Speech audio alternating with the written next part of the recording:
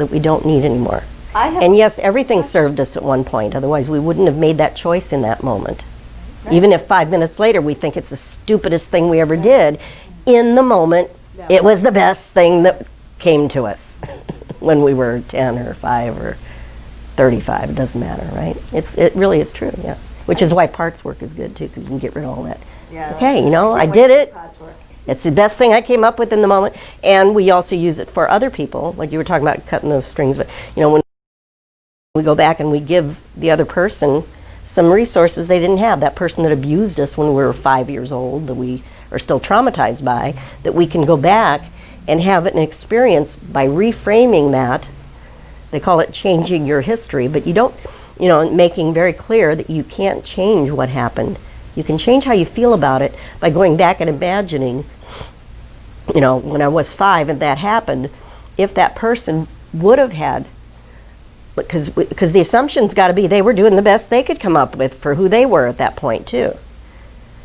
If they would have had more resources, how would they have acted differently? If they had had better resources available to them, more kindness, more gentleness, or whatever they need. You give it to that person in the imagination and let the person imagine that person now acting with love and kindness and gentleness.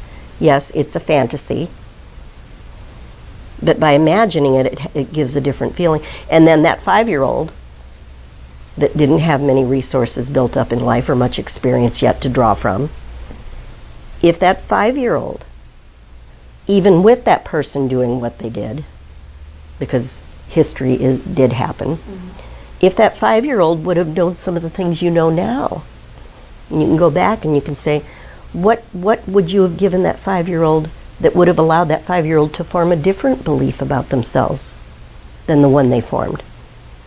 Instead of thinking they're not good enough from that point, out of that belief was formed, let's say that's the one that was formed in that moment, you find out.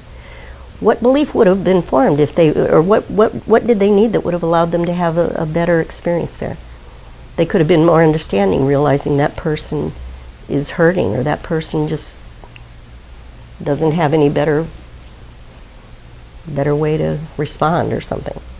And then you can, you know, say, well, imagine that 5-year-old tell that 5-year-old you know, that person really just didn't know any better. That person just really had a horrible life and didn't understand how to treat people or something.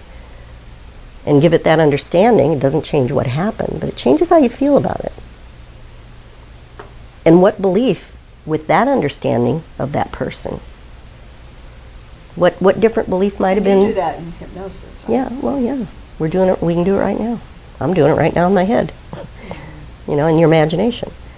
So what new belief might have been formed if you would have understood that that person just really had a horrible life and was miserable, and it wasn't about you at all? Well, then I would have understood that this wasn't about me, and I would feel sorry for them. My belief would be that I'm okay. It wasn't about me. Okay, grow them up with that new belief. Everything's different. It's powerful. But everybody has stuff like that in their past. Being in this chair was really enlightening because I was in a whole different place as the client, and hearing the feedback from everybody, because I would be in the seat saying what you wanted to say. Yeah, sure. But I'm just like, oh. Well, good. Yeah, I was good. And I really want to. Careful not to put my own. I know that anyway, but sure. And I felt what it feels we like. all do it because we all want to help, and we all have our own for wherever we are. And it's just, I hope this was helpful, and I really want to compliment you and thank you for putting yourself up here and being so exposed like this, because it's not easy to do. Big. And hopefully, and hopefully, by the way, my intention is to help you with. I know it was a demo, but I know your mind is listening. I'm not going to be hypnotized after this. Your unconscious is listening.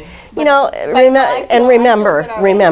Because you're already happier. Let me just remind you. I know you know this. I know you all know this. What is hypnosis?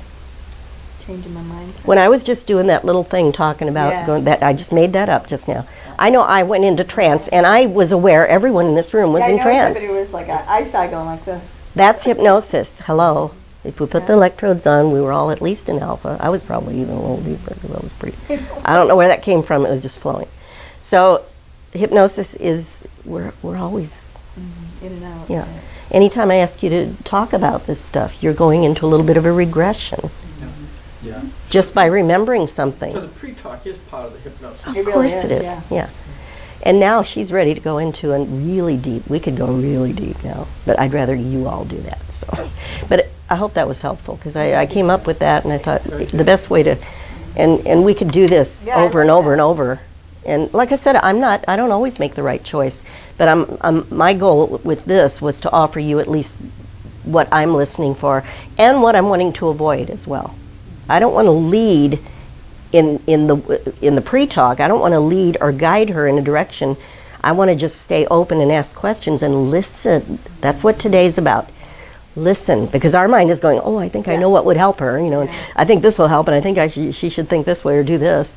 That's where that bubble, that's what I think of that bubble as being. Get all that stuff, just let it go, and trust yourself.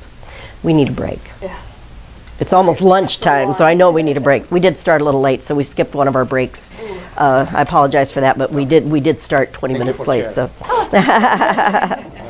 Oh, hugs you. Thank you. and anytime I hope I know this is I know with you because I know you're a beautiful, loving person.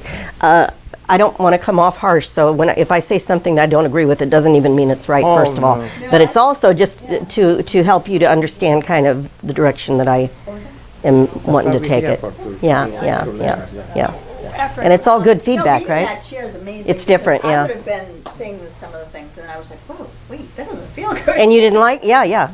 No, And amazing. and like I said, every person is different too. That's why it's more about that connecting. Well, made me think of what I say to my clients and go, oh, that's probably going to help because Because another person may be someone that'll get right into the nitty gritty. I need to really calculate this out. Maybe they got an analytical mind and they want to know. Oh, let's see now. If I want to be this weight, so I'm going to lead. And they might come, and then it's a whole different session. yeah, But you're still going to be just dealing with how they feel about it, keeping the positive emotions going, accessing the resources, and keeping their focus as much as possible off of anything that starts to bring them back that direction.